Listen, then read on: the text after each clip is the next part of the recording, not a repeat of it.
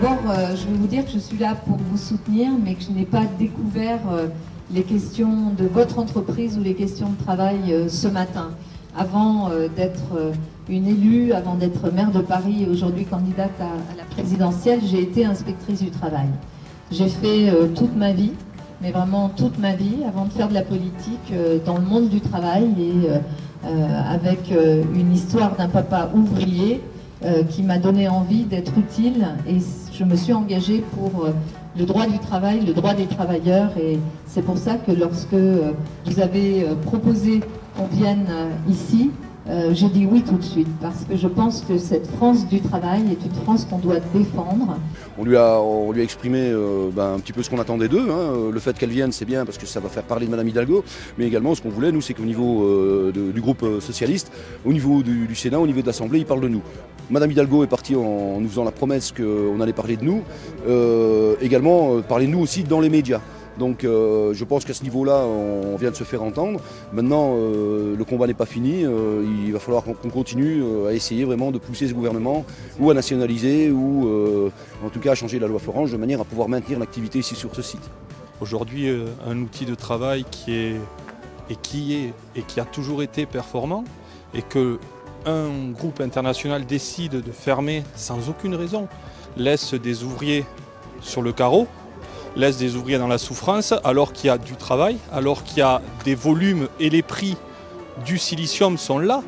Une technologie, comme l'ont expliqué tous les intervenants, c'est-à-dire le silicium, il est primordial, c'est un élément important et l'État français aujourd'hui le laisse tomber.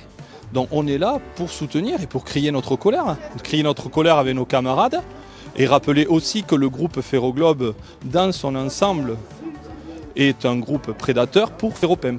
Parce que ce que vous produisez ici est absolument nécessaire pour cette filière d'avenir. Donc, il faut le maintenir comme une production ici et comme une production française. Évidemment, dans le moment dans lequel nous sommes, il faut absolument imposer une reprise. Cette reprise, il faut qu'elle soit là, et je suis convaincue que compte tenu de l'outil industriel et des compétences que vous avez, il y aura matière à une reprise, parce qu'elle est plus que viable économiquement, elle est même très intéressante, elle va se développer cette activité-là. Derrière moi, donc, il y a les fours qui sont à l'arrêt depuis maintenant le 29 mars. Nous, on aimerait les redémarrer. Hein. Les ouvriers ici, vous imaginez, ils viennent passer 8 heures dans l'usine, ils ne peuvent même pas faire leur métier, donc c'est déjà une torture psychologique. Mais ce que l'on voudrait, nous, c'est que les fours redémarrent. Et comme on le disait tout à l'heure, 1,5 million sur la table, les fours redémarrent. Et après, on rentre directement dans une phase de bénéfice, étant donné qu'on sait qu'à l'heure actuelle, les produits sont une valeur qu'on n'a jamais atteinte en termes de vente. Donc, et en plus, on a de la clientèle qui compte sur nous.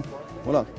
Donc nous, ce qu'on veut, c'est continuer à se battre et qu'on fasse entendre raison à Ferroglobe ou du moins au gouvernement, mais que ce site soit nationalisé au besoin. Quoi. Alors, je vais vous dire sincèrement, elle a fait un topo de la situation qui m'a assez plu, puisqu'on est en phase sur la ligne que devrait adopter Ferroglobe et le gouvernement.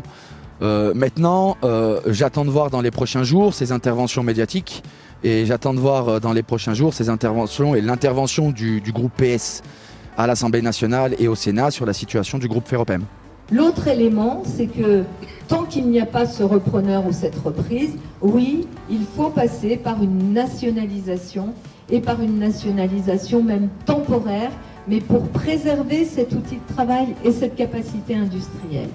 Ça, je pense que c'est aussi une piste que nous devons porter et défendre. En tous les cas, je le ferai à vos côtés avec nos groupes parlementaires, hein, les parlementaires autour de moi, le groupe socialiste à l'Assemblée et au Sénat notamment, pour donner de la voix sur ce sujet-là.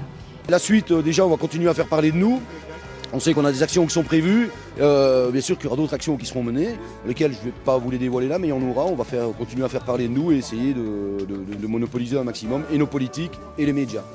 Voilà.